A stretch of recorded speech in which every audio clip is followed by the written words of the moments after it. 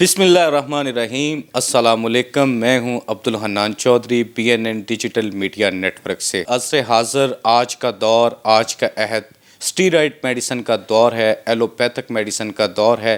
Allopathic treatment طرز علاج پاکستان سمیت دنیا بھر میں تیزی کے ساتھ مقبول ہوا، جس نے طب نبوی کو، ہربل میڈیسن کو بڑی تیزی کے ساتھ پیچھے چھوڑ دیا. دیکھتے ہی دیکھتے ایلوپیتھک ٹریٹمنٹ اور اس سے آگے چلتے سفر کرتے اسٹیرائڈ نے انسانی جانوں پر جہاں کوئی کسی حد تک مثبت اثرات چھوڑے، وہیں ایک بڑا جو اس کا ڈرا بیک تھا وہ انسانی جسمانی صحت پر منفی رجحانات کا جنم لینا تھا، نقصانات کا پیدا ہونا تھا. کئی زندگیاں اسٹیرائڈ میڈیسن کے موت کے منہ میں چلی گئیں، جبکہ ہربل میڈیسن طب نبوی، سنت نبوی صلی اللہ علیہ وآلہ وسلم وہ طریقہ علاج ہے جس کا نقصان کوئی نہیں، فائدے بے شمار ہیں، اور یقینی طور پر قدرت کے نزدیک جتنا آپ ہوتے جائیں گے اتنے ہی انسانی صحت، انسانی زندگی، انسانی جان محفوظ اور پرسکون ہوتی جائے گی. آج ہم لاہور میں ایک ایسی شخصیت کے ساتھ موجود ہیں جن کی طب نبوی میں اور ہربل میڈیسن کی پریکٹس میں ایک شاندار تابناک تاریخ اور نام ہے. میرے ساتھ اس وقت موجود ہیں حکیم مدثر احمد بصرہ صاحب، جو فاضل طب والجراحت ہیں نیشنل کونسل فار اسلام آباد سے، اور الشفا شاہی یونانی دواخانہ ٹھوکر نیاز بیگ کے بالکل قریب اور ریکو فیکٹری کے بالکل سامنے یہاں پر ملتان روڈ پر یہ ایک شاندار انداز میں بڑے ہی، اگر کہا جائے کہ ہربل میڈیسن میں اور طب نبوی میں ایک کارپوریٹ سیکٹر لیول کا انہوں نے ایک کلینک اپنا بنایا ہے، اور یہاں پر اندرون ملک، بیرون ملک اور پاکستان کے سرکاری، سیاسی، تمام سماجی کاروباری شعبہ زندگی کی ایک بڑی تعداد ان کی کلائنٹس میں شامل ہے. حکیم صاحب، سب سے پہلے آپ کا بے حد شکریہ، آپ نے وقت دیا. میں سلسلہ گفتگو کا آغاز ایک کمپیریٹیولی کویسچن سے کرنا چاہوں گا. اسٹیرائڈ ایلوپیتھک میڈیسن دنیا بھر میں لوگ استعمال کرتے ہیں، مگر اس کے نقصانات بہت زیادہ ہیں، جبکہ ہربل میڈیسن طب نبوی اس کے نقصانات نہیں ہیں، فائدے ہیں، سنت بھی ہے. کیا یہ بات درست ہے جو میں کر رہا ہوں؟ بہت شکریہ پہلے تو حنان بھائی آپ کا کہ آپ نے مجھے موقع دیا بولنے کے لیے. اس حوالے سے اس میں کوئی شک نہیں، آپ جو بات کر رہے ہیں ریسرچ تو بہت زیادہ کی گئی ہوئی بھی، لیکن اس کی بنیادی وجوہات سے ہم لوگ ناواقف ہیں کہ بنیادی طور پہ ایلوپیتھک ایجاد کیوں کی گئی. اس کی بنیادی وجہ تھی کہ فرسٹ ایڈ کے طور پہ ہم نے اختیار کیا گیا، جس کو ہم نے وقت کے ساتھ ساتھ مستقل بنیادوں پر استوار کر لیا، اور جس کے وجہ سے بنیادی طور پہ ہم کئی مسائل کا شکار ہونا شروع ہو گئے. فرض کریں بلڈ پریشر کی کوئی میڈیسن ہے، کوئی شوگر کی میڈیسن ہے، کوئی معدے کی میڈیسن ہے، تو وہ کبھی بھی ایلوپیتھک میڈیسن کے اندر ایسی کوئی کیپیسٹی ہی نہیں ہے کہ وہ اس مرض کو ختم کر سکے.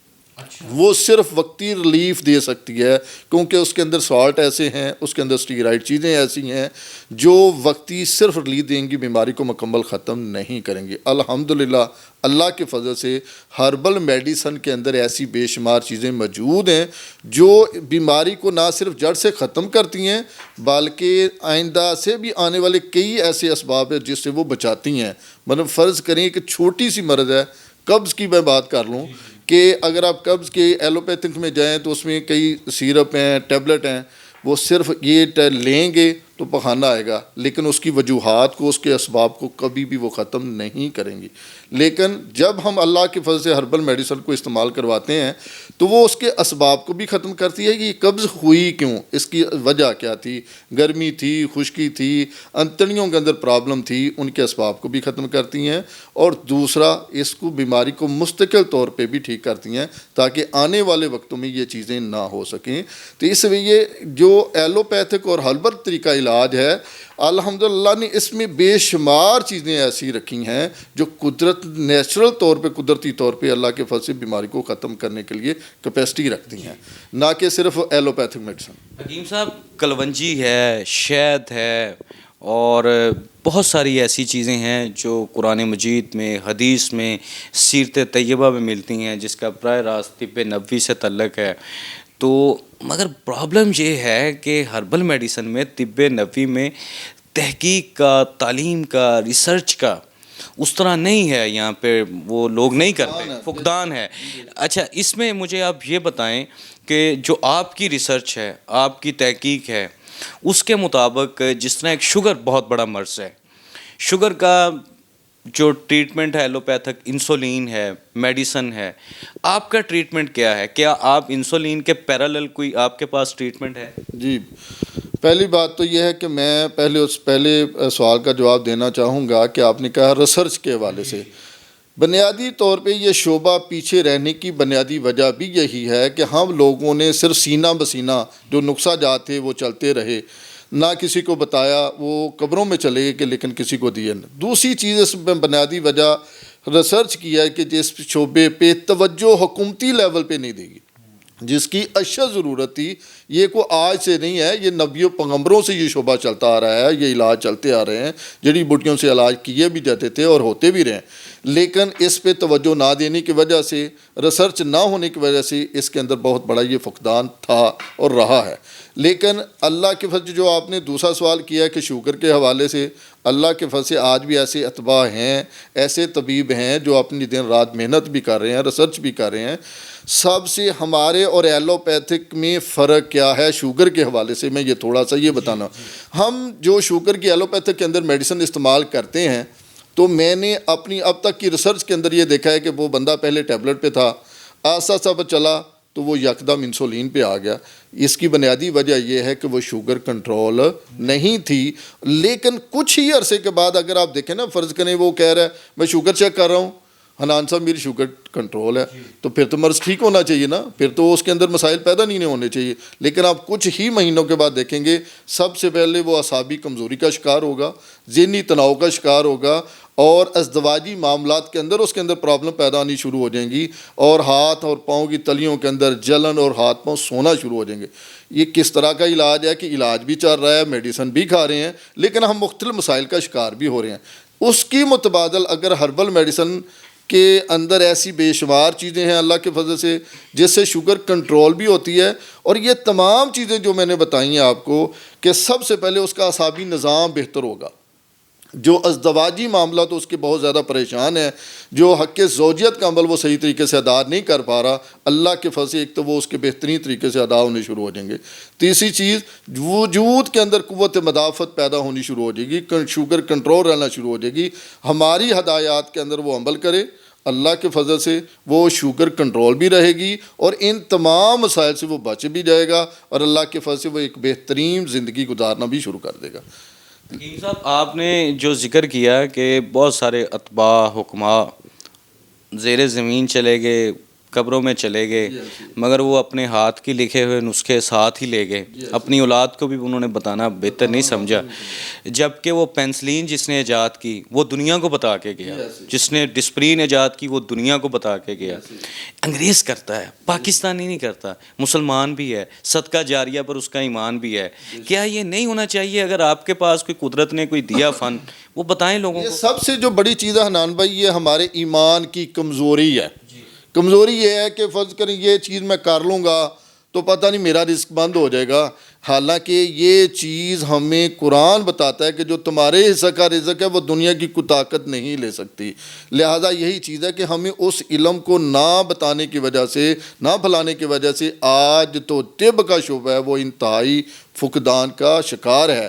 نہ حکومتی لیول پہ اس کی پذیرائی کی گئی, نہ ویسے لوگوں نے کی, نہ جن کے پاس کوئی اچھی چیزیں تھیں نہ انہوں نے آگے ڈیولپ کرنے کی کوشش کی, جس کی وجہ سے آج اتنا اس وقت فقدان کا شکار ہے. ورنہ آج 500 سال پہلے دیکھ لیں کہ ایسی بھی تاریخ بڑی پڑی ہے اعتبار سے کہ جو صرف چہرہ دیکھ کے پیشاب دیکھ کے، جب سائنس کا نام و نشان بھی نہیں تھا، وہ بیماریاں بھی بتاتے تھے، ان کا علاج بھی کرتے تھے.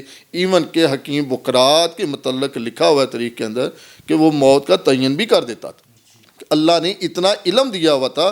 طب اور طب نبوی یہ ایک پیغمبری شعبہ ہے، جو اس کو خدمت خلق، طب سے مراد یہ ہے کہ خدمت، کہ یہ طب ایک ایسی چیز ہے کہ جو اللہ کی عطا سے ہے، اور جو اللہ کی عطا سے جب وہ عبادت سمجھ کے کرے گا تو میں سمجھتا ہوں کہ وہ ہر لحاظ میں اللہ پاک اس کو کامیاب کرے گا.